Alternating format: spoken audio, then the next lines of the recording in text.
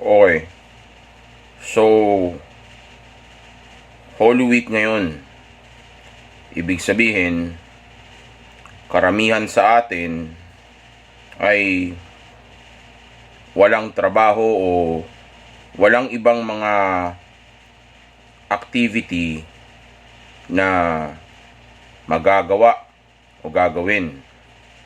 So, ibig sabihin, sobrang available ng oras, ng atensyon, at ng espasyo ng mga utak natin ngayon. Kasi nga, walang ganap, walang mga bagay na maaring kumuha ng kaisipan natin. Okay? Well, actually, sa totoo lang, hindi lang naman tayo yung, o kayo, yung hindi busy ngayon o maraming space sa mga kaisipan ninyo o sa utak ninyo ngayon. Sa totoo niyan, even yung mga excess ninyo ay wala masyadong iniisip o ginagawa ngayon.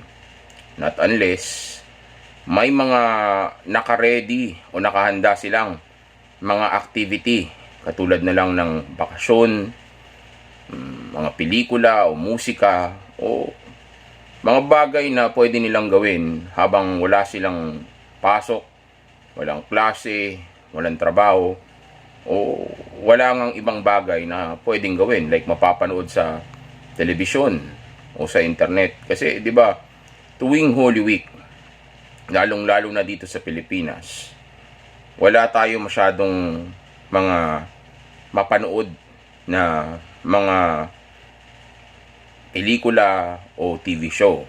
Diba, even sa radyo, iba rin ang mga tugtog. Even kapag lumabas kayo, mga palabas sa sine, o kaya yung mga mapupuntahan natin ng mga club, bar, o restaurant, o kung saan man, ay hindi rin ganun ka-available. Matter of fact, pati mga pagkain ay napaka-limited din o occasional lang lahat, 'di ba? Karamihan nga sa atin hindi kumakain ng karne, 'di ba? Kumbaga, sumusunod sa tradisyon na mayroon tayo dito sa Pilipinas. Okay, dahil nga sa respeto sa religion. So, ibig sabihin, maaaring ang sa mga moment na ito, pwede rin na wala rin siyang ginagawa, wala rin siyang iniisip. Pero gaya ng nasabi ko kanina, not unless na may mga nakaplano siyang pwedeng gawin. Pero gayon pa man, kahit na mayroon siyang mga nakaplanong mga bagay na gagawin niya sa mga moment na ito o sa buong linggo na ito, kung ang gagawin mo ay mananahimik ka lang at hindi mo siya kakausapin, hindi mo siya papansinin, hindi mo siya kukontakin, o hindi mo siya kukulitin, then maniwala ka sa akin, kahit na may kasama pa siyang iba, o nanonood pa siya ng Netflix o kung anumang mga pelikula, o sabihin na nating magta-travel pa sila, sa mga moment na ito, kung nagagawa mo ng maayos yung radio silence at no contact, o yung no contact o radio silence, lalo na yung radio silence, okay, sa mga moment na ito, lalo na't may okasyon at isang linggo itong okasyon na ito, okay, lalo na't kung nung nakaraang Holy Week ay magkasama kayo o may mga magaganda kayong memorya, okay, itong moment na ito, itong buong linggo na ito ay magiging napaka wild para sa kanya, okay, napaka brutal ng linggo na ito, okay, kasi nga kung magkasama kayo noong nakaraang Holy Week, even ikaw sigurado mararanasan mo ito ngayon, okay, panigurado kung maganda ang moments ninyo, maaalala at maaalala niya yung moment na yun, kahit na may ginagawa pa siyang iba ngayon, kahit na may kasama pa siyang iba ngayon, kahit na may mga balak o may mga plano pa siya sa linggo na ito ngayon o sa moment na ito ngayon, papasok at papasok ka sa utak niya, panigurado. Kung mananahimik ka lang. Okay? Pero of course, dahil ganito magiging impact nito sa kanya, gusto kong malaman mo na pati ikaw ay dapat maghanda ka rin. Okay? Dapat pati ikaw ay maging aware na sa moment na ito, actually sa totoo lang, mas magiging wild pa nga ito sa iyo. Okay? Bakit? Simple lang. Ikaw ang iniwanan. Okay? So, ibig sabihin, of course, ikaw yung medyo, kahit paano, sa totoo lang, naghahabol ng validation. Okay? Ikaw yung may gusto na magkaayos kayo.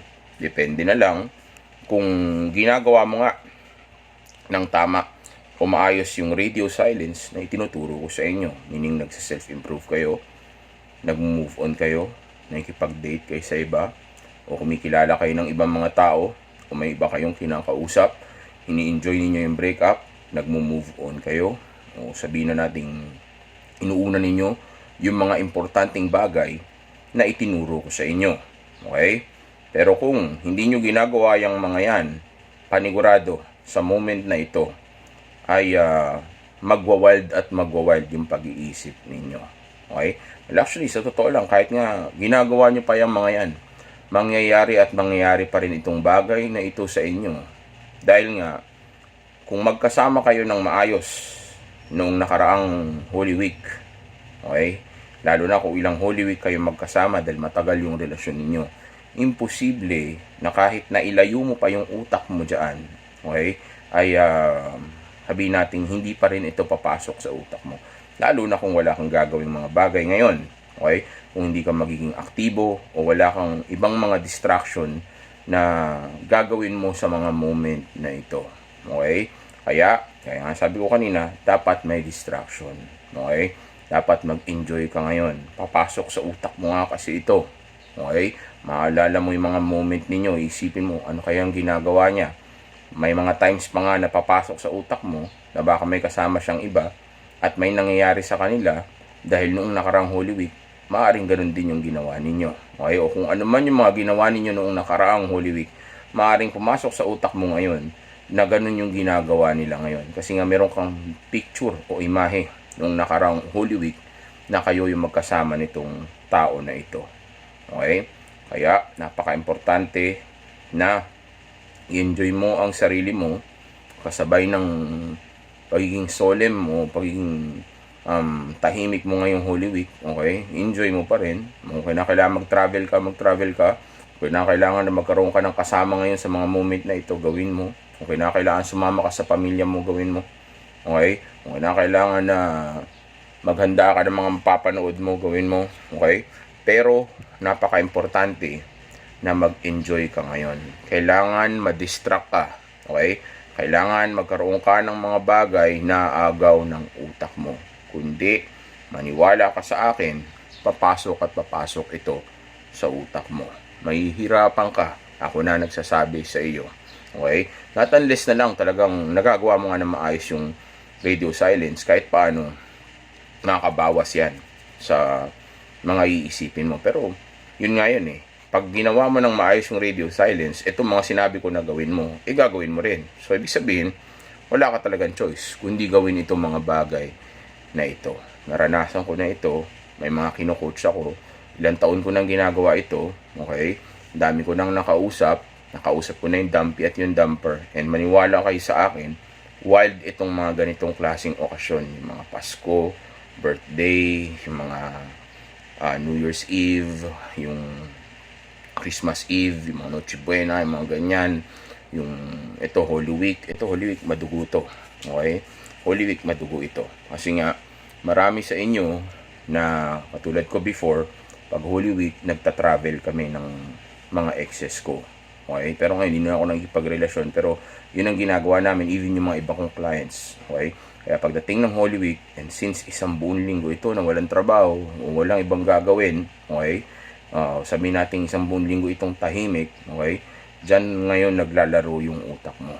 Okay? May times pa nga iniisip ko na baka kung ano yung ginawa namin dati sa kama ng ex ko ay siyang ginagawa sa kanya ngayon ng lalaki na kasama niya. Okay? Pero Nung nag-usap kami ulit ng ex ko, nalaman ko nang hindi ko tinatanong sa kanya na hindi naman pala siya lumabas ng Holy Week. Magkakasama lang sila ng pamilya niya. Okay, nakita ko pa sa litrato at may mga video pa sila. Ipinakita niya na nagpunta sila sa Baguio lang pala. See? Pero tinorture yung utak ko nung kapraningan na iyon dahil instead na lumabas ako at mag-enjoy, ang ginawa ko ay nagkulong lang ako sa bahay ko. Okay? Kaya napaka-importante na enjoy ninyo itong linggo na ito. Okay? Dahil baka mamaya wala naman palang ginagawa, ang mangyari pa ay magkaroon ka ng maling imahe o maling judgment sa tao na ito. Baka mapa-reach out ka, baka mapapansin ka, o baka check mo nang i-check in social media niya, o baka sabihin natin bumigay ka nga. Sayang naman. Okay? Dahil baka mismong sa Holy Week na ito, pag nanahimik ka, ang bumigay sa inyong dalawa ay siya pa nga. Okay? Baka siya pa ay mapa-reach out bigla. Kasi sa totoo lang, napakalaki rin talaga ang tsansa na bumigay siya ngayong linggo na ito. Gaya rin ang nangyari sa akin sa ibang ex ko naman noon at sa ibang mga kino-coach ko. Okay, na sila mismo yung bumigay. Okay, dahil may kino-coach ako na damper din. May kino-coach ako na dampi na bumigay yung ex niya during ng Holy Week. Okay? Lalong-lalo na sa moment na katahimikan. Okay? Iba naman bumibigay doon sa sa Sunday, yung pinakahuling araw ng Holy Week. Okay, dahil nadadala sila doon sa emosyon nila. Dahil masaya na yung moment na yun. Dahil parang may roller coaster, eh, 'di ba? From masaya, biglang tumahimik dahil nag-Holy Week, tapos biglang sasaya ulit. Dahil buhay na raw ulit si Kristo, 'di ba? Magaganon 'yan, eh, 'di ba? So, dahil masaya lahat, tapos magkasama sila dati na nagsisimba tuwing ganun yung moment o ganun yung okasyon, okay, then naalala siya ng ex niya, napapa-reach out tuloy. Iba pa nga, umiiyak, nagsusorry, nagkipag-ayos hanggang sa alam niyo na kung ano pwedeng mangyari. Pwedeng ibalik ninyo o pwedeng hindi. Pero malaki ang may tutulong nito dahil ang attraction ay emotional, hindi ito logical. Okay? So kung matutulungan ang sitwasyon na ito na ma-boost yung attraction at yung interest level o ma-push yung emosyon ng ex mo, then malaking tulong iyon o malaki ang tsansa na mapa-reach out ito sa iyo. Pero again, nasa sayo na yan kung ibabalik mo o hindi, o sabihin natin i-downgrade mo na lang sa dating o magpapatuloy pa kayo sa relasyon. Okay? Pero ang punto ko dito is ang attraction na emotional, and since napaka-emotional ng linggo na ito, okay, napaka-powerful na mananahimik ka lang. Silence is an art. Okay? Master the art of silence. Manahimik lang kayo. Tandaan nyo, ang utak ng tao ay sadyang nilikha para mag-figure out ng mga bagay. Okay? Para maghanap ng solusyon, maghanap ng sagot. Okay? So kung nananahimik ka, then iisipin ka niya ng iisipin dahil of course yung utak niya ay mapupunta sa nature state niya kung saan mag-figure out ito na mag-figure out. Okay? Susolusyonan niya na susolusyonan yung problema. Okay? Kaya wag mo siyang bibigyan ng solusyon. Hayaan mo na siya ang maghanap ng solusyon. Kung anong ginagawa mo ngayon, iniisip mo rin ba siya? May kasama ka bang iba? Okay? Instead na ikaw yung mag-isip nito sa kanya. Well, ihanda mo yung sarili mo. Isipin mo rin naman ito sa kanya. Okay? Sigurado yan. Kaya nga napaka-importante na mag-enjoy ka. Para pag inisip mo yung mga bagay na iyon, madadivert mo yung utak mo sa ibang mga bagay hanggang sa hindi mo na mapansin na nakakalimutan mo na pala yung mga iniisip mo na yun. Kasi baka hindi naman totoo. Baka hindi naman pala nangyayari. Okay? And kung mangyari man yun, hindi mo rin naman malalaman. So, mas maganda pang wag mo na lang isipin. Okay? Well, hindi ko sinasabing tanggalin mo sa utak mo, pero ang gusto ko is matakpan o matabunan ng ibang mga activity o iniisip mo yung space na iyon para hindi na mapunta doon sa iisipin mo pa yung ex mo. Okay? So, ang gagawin mo lang ngayon is mananahimik ka lang. Monk mode lang muna tayo. Okay? Radio silence lang muna tayo. Tuloy mo lang yung ginagawa mo. Mag-focus ka sa self-improvement mo. Pero, wag lang puro improvement, wag lang puro pananahimik ang gagawin mo. Mag-enjoy ka. Napaka-importante na mag-enjoy ka. Pag di ka nag-enjoy, maniwala ka sa akin, hindi man ito